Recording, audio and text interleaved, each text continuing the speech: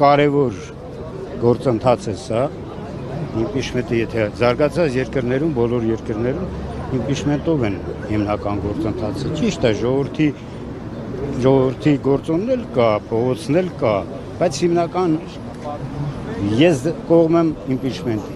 Իսկ ի՞նչ եք կարծում, կհաջողի, քանի որ մարդկանց թիվը ոնց տեսնում եք ավելի քիչ է հասնում։ Ոչինչ, մարդիկ շատ են մասնակցել, մարդիկ պատրաստ են դրան, ես կարծում եմ, որ կստացվի։ Քանի ստորագրություն է անհրաժեշտ։ Այնտեղից 34։ Այսինքն եթե 34 պատգամավոր ստորագրի, ես գիտեմ, որ 34 եթե ստորագրեն, գործընթացը կարան սկսեն, բայց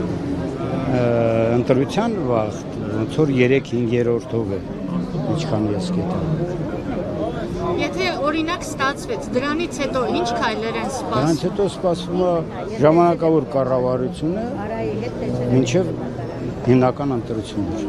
հերթական ընտրություններ։ Ընդհանրապես մի քանի ամսվա, եթե հիմա գործընթացը ստացվի, մի քանի ամսվա կառավարություն է լինելու, եւ այդ կառավարությունը աշխատելու է մինչև նոր ընտրություններ, հերթական ընտրություններ։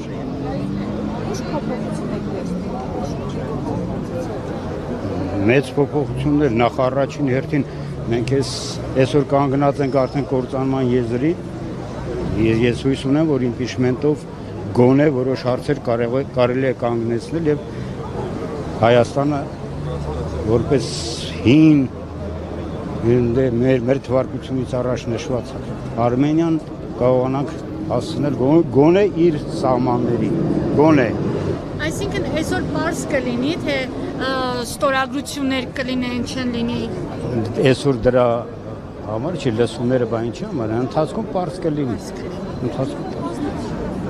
Այսինքն դուք աջակցում եք Դավիթ Համբարձումյանին։ Լիովին։